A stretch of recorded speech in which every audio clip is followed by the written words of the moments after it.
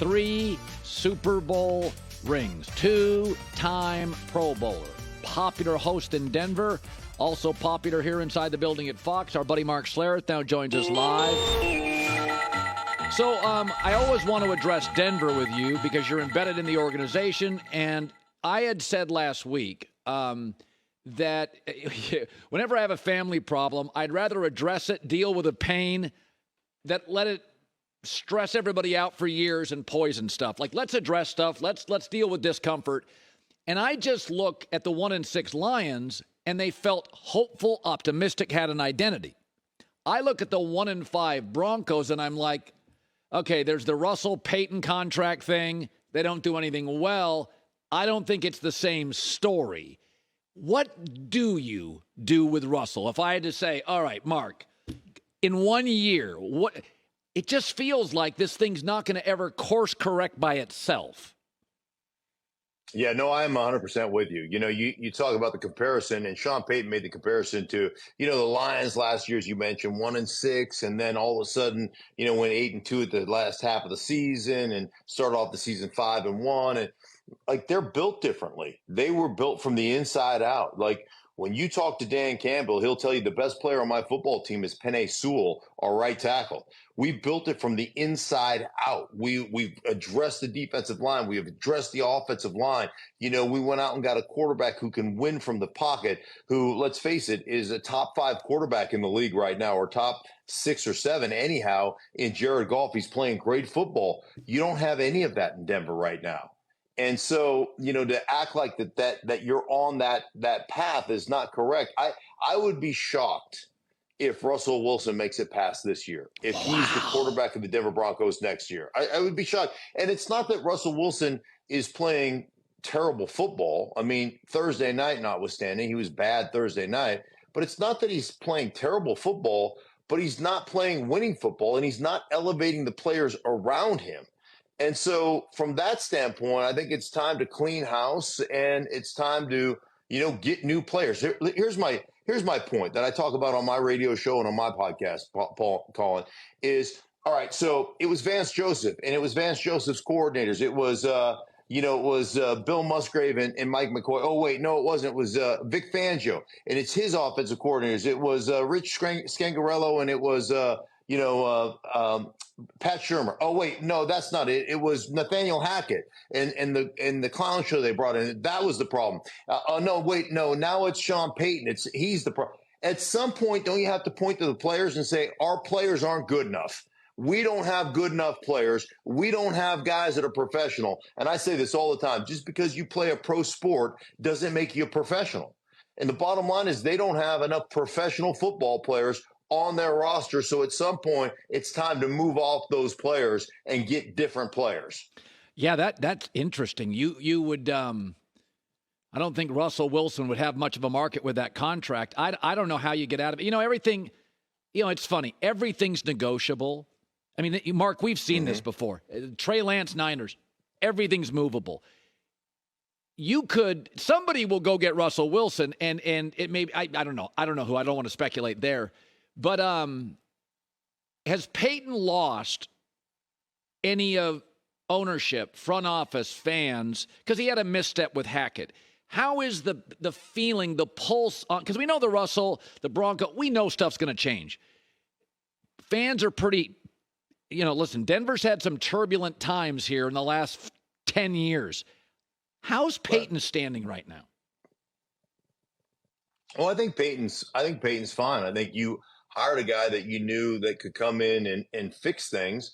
And you probably had a question on how long it would take to fix those things. And at this point, you're figuring it out. Like, you're looking at your roster saying, you know what, I may have a little bit of I may have over-evaluated my roster. And maybe it was just hyperbole when I said I'd be disappointed if we didn't make the playoffs. I mean, I don't know what you're supposed to say. You don't come in and say, yeah, you know what, I'm expecting to miss the playoffs. And I'm feeling pretty good about that. Now, you're always going to push the envelope on that kind of stuff. But I think the ownership understood that there was a lot of work to be done. And they wanted to hire an adult that could do that work and make the tough decisions. And listen, anytime you're in a leadership position, you're going to have to make a lot of tough and sometimes very unpopular decisions when you're in that realm. And that's where Sean Payton is right now. He's going to have to make some real tough decisions about a lot of players that have been around here. But let's face it, none of the players that have been a part of this roster, there isn't one guy on this roster that's ever known what a winning team is.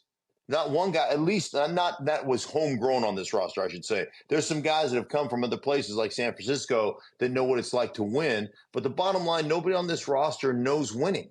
Nobody's been homegrown and understands what it is to win in this league. So you're going to have to make some tough decisions. I think that's exactly why this ownership group brought Sean Payton in, because they knew they were realistic. They knew there were a lot of tough decisions that were going to have to be made. So I saw a quote from Mike McCarthy says, it's unprecedented the heat Dak gets being the Cowboy quarterback. And I thought of you because you were on the line of John Elway. And I can remember Elway early in his career scuffing in some big games until he got a run game. And when I hear, the star on the helmet for Dak is unfair, and I'm like, he's in year 8. He's got one more playoff win than Daniel Jones. I'm sorry. He's like an old guy. He's the longest tenured quarterback in the league. So talk about the pressure. You saw it with Elway.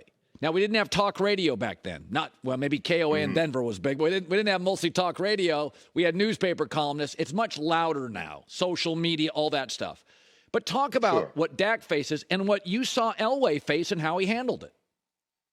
Yeah, well, I mean, if you think it's bad in Dallas for Dak, try moving to New York, where those quarterbacks have to live. I mean, give me a break. And, man, you do have the star on your helmet. And with the star, there comes a lot of publicity and a lot of, a lot of people are looking at you, and you're going to be on the game of the week on Fox every Sunday. And, and that's just the reality of playing in the National Football League. But everything that you've been given as an organization, I mean, you have the best of the best, and we expect you to perform. And, the bottom line is when it comes time to make a play for a quarterback, like it was for Elway, man, you always walked in the huddle, and it didn't matter if we're down 14 points. You knew kind of we had them right where we wanted them, right? We're going to get them. So, it's not nearly as vitriolic as it is in for the Daniel Jones and the Giants, or for Zach Wilson in the Jets. I mean, you're in Dallas. It can't be that tough. Good seeing you, buddy. Mark Schlereth this week. He's got a little Baker Mayfield. There you go. Atlanta and Tampa, little Baker. What's funny about it, we always talk about the best quarterback wins a division. The truth is, you can argue he's the best quarterback in the division. Frankly, Derek Carr drove me nuts last week. So enjoy it. I'll be watching, and good to see you. Hey, Colin, I'll let Baker know you said hi. By the way, he doesn't think I like him. That is totally false. I love this story. I think he's going to be the next superstar in college football analyst work. So I want you to say I say hi earnestly and sincerely, because I am rooting for him. I absolutely am. Okay. We'll take a picture and we'll send it to him. We'll send it to you. He and I are going to take a picture and we're going to send it to you. I will frame it. I will frame it. I swear to you, and hang it in my office. I would love that. All right. Thanks. All right. Thanks, buddy. Hi, everybody. Thanks for watching. Subscribe here to get the latest from the show. Also, be sure to check out more of the best clips from The Herd, or go watch a few segments from other shows on FS1.